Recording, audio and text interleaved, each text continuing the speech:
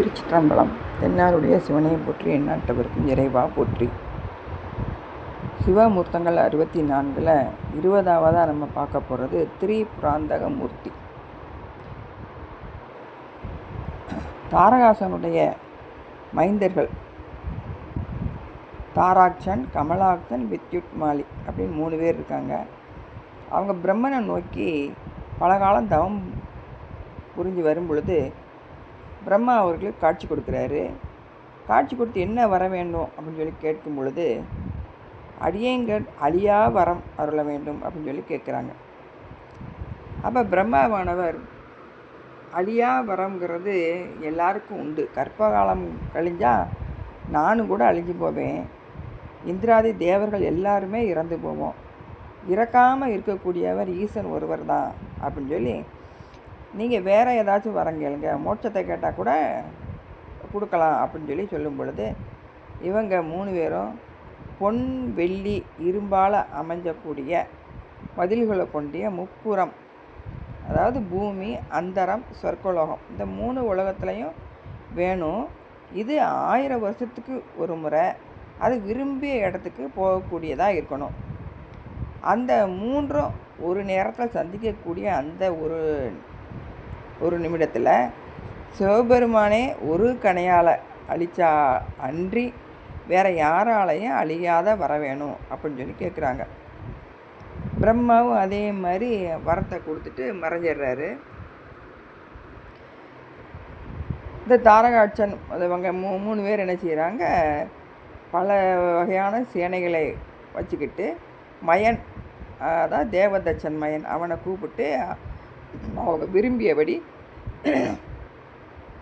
பூமியில் இரும்பு கோட்டையும், அந்தரத்தில் வெள்ளி கோட்டையும், சொர்க்கத்தில் பொன் மதிலுமாக அமைச்சு முப்புறத்தையும் நிர்மாணித்து அவங்க எந்தவித குறையும் இல்லாமல் வேண்டியதெல்லாம் பெற்று எந்தவித குறையும் இல்லாமல் சிவலிங்க பூஜை செஞ்சு வாழ்ந்துக்கிட்டு இருக்காங்க. ஆனால் அவங்களுக்கு இருக்கக்கூடிய அந்த அசுர குணம், இயற்கையான குணம் காரணமாக வைகுந்தம் முதல் கொண்டு உலகத்தில் உள்ள எல்லா இடத்துலையும் போய் எல்லாத்தையும் துன்பப்படுத்துகிறாங்க. இப்போ இந்திரன் முதவங்கள்லாம் இவங்ககிட்ட எதிர்த்து சண்டை போட முடியாமல் துன்பப்பட்டு தேவர் குலத்தோடு சேர்ந்து இந்திரன் மேருமலையில் போய் தவம் பண்ணிக்கிட்டு இருக்காரு. அப்போ இடபா ரூபரா சாமி காட்சி கொடுக்குறாரு. தேவர்கள்லாம் நமஸ்கரித்து சாமிக்கிட்ட விண்ணப்பம் செய்கிறாங்க. யாருன்னா திரிபுராக்காரவங்களாம் எங்களுக்கு தீமை புரிகிறாங்க, அவங்கள நீங்கள் அழித்து எங்களை காப்பாற்றணும் அப்படின்னு சொல்லி கேட்கும்போது சிவபெருமான் என்ன சொல்கிறாரு, அவங்க எல்லோரும் நமது அடியார்கள், அதனால் அவங்களுக்கு நான் எந்த துன்பமும் கொடுக்க மாட்டேன் அப்படின்னு சொல்லி மறைஞ்சிடுறாரு. இப்போ இவங்க தேவர்கள் ரொம்ப வருத்தத்தில் இருக்கும் பொழுது விஷ்ணுவானவர் தேவர்களே அஞ்சாதீங்க அப்படின்னு சொல்லிட்டு அவர் புத்த வடிவம் எடுத்துக்கிட்டு நாரத முனிவராக சீடராக அழைச்சிக்கிட்டு திரிபுரத்தையும் போய் அங்கே பிட ஆகமம் அப்படிங்கிறத பிரச்சாரம் பண்ணுறாங்க. அந்த பிரச்சாரத்தில் என்ன சொல்லுவாங்களாம், நீங்கள் சிவபூஜை பண்ணுறதுனால உங்களுக்கு என்ன பலன், நீங்கள் அவங்கவுங்க தொழிலை செஞ்சு நீங்கள் உங்களுடைய வாழ்க்கை உருண்டுக்கிட்டு இருக்கு, இந்த பூஜை பண்ணுறதுனால உங்களுக்கு என்ன பலன் கிடைக்குது அப்படின்னு சொல்லி அவங்க எல்லாரையும் மயக்கி அந்த சிவபூஜை செய்கிறத தடுத்துடுறாங்க. ஆனால் அந்த மாயையில் மயங்காமல் இருக்கக்கூடியவங்க இந்த 3 மட்டும்தான், அவங்க தலைவர்கள் 3 பேர் மட்டும் அதில் மயங்காமல் இருக்காங்க. அப்போ மற்றவங்களெல்லாம் கேட்கும் பொழுது அந்த 3 பேரை பற்றி கவலைப்படாதீங்க அவங்க அப்படின்னு சொல்லி அவங்க எல்லாத்தையும் மாற்றி சிவபூஜை செய்கிறத தடுத்துட்டு நாரதரோட வந்து மேருமலையில் தேவக்கூட்டத்தோட சிவபெருமானை நினச்சி திருப்பி தவம் பண்ணிக்கிட்டு இருக்காங்க. பெருமான் அவங்க நிகழ்ச்சி அவருக்கு தெரியும் இல்லையா, அதெல்லாம் தெரிஞ்சு நந்தி தேவரை அனுப்பி தேவர்கள்கிட்ட போய் சொல்லு, இந்த திரிபுரத்தை எரிக்கிறதுக்கு ரதம், யுத்த கருவிகள் இதெல்லாம் தயார் பண்ண சொல்லு அப்படின்னு சொல்லி நந்தியம்பெருமான்கிட்ட சொல்ல, நந்தியம்பெருமானும் அதே மாதிரி மேருமலைக்கு போய் அமரர்கள்கிட்ட தேவையானதை செய்யணும்னு சொல்லி சொல்கிறாரு. இவங்க மந்திர மலையை அச்சாகவும் சந்திரர் சூரியர் இவங்களெல்லாம் சக்கரமாகவும், இருதுகள் சந்தியாகவும், 14 லோகங்களும் 14 தட்டுக்களாகவும், ஆகாயம் ஆதனமாகவும், உதயாஸ்திரி உதயாஸ்திர கிரிகள் கொடிஞ்சியாகவும், நதிகள் நதங்கள்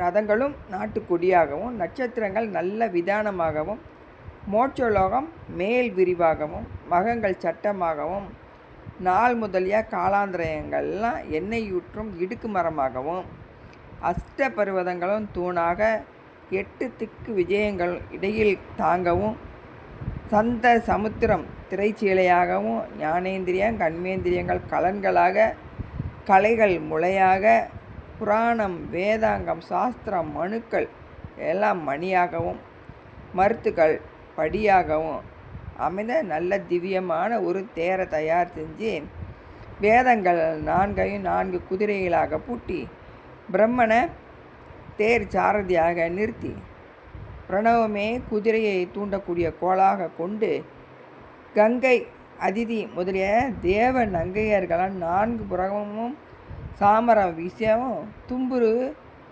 இவங்க நாரதர் இவங்கெல்லாம் சுருதி பாட அமைத்து, அரம்பை முதலிய கன்னியர்கள்லாம் நடனம் பாடிக்கிட்டு வர்றாங்க. மேருமலையை வில்லாக வளைச்சி, வாசுகியை நானாக நியமித்து, திருமால் பானமாகவும், சரஸ்வதி வில்லில் கட்டிய மணியாகவும், அக்னி தேவன் அம்பின் கூறாகவும், வாயு அந்த அம்பில் கட்டிய இறகு போலவும் அமைச்சு திரு கைலாயகிரிக்கு வந்து அங்கே நந்தியந்தேவரை பணித்து சொல்கிறாங்க. அமரர் கருவிகளை அமைத்து கொண்டு அமைத்த இந்த தேர் அப்படின்னு சொல்லி சொல்கிறாங்க.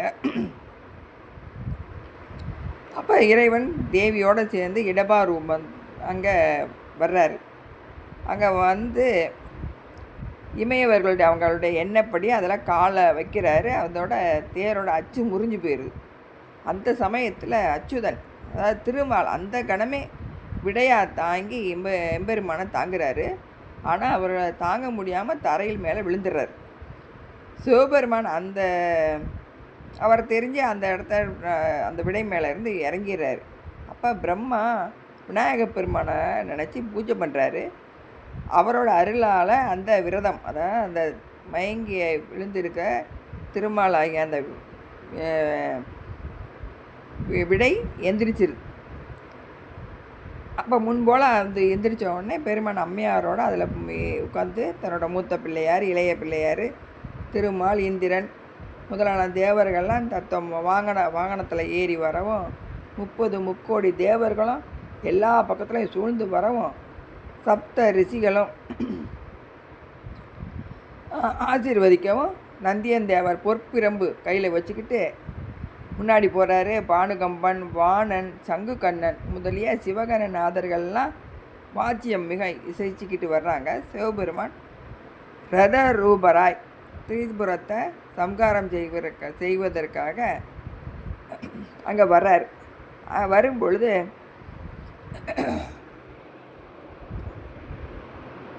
இவங்களுடைய எண்ணங்கள் அவருக்கு தெரிஞ்சு போகுது.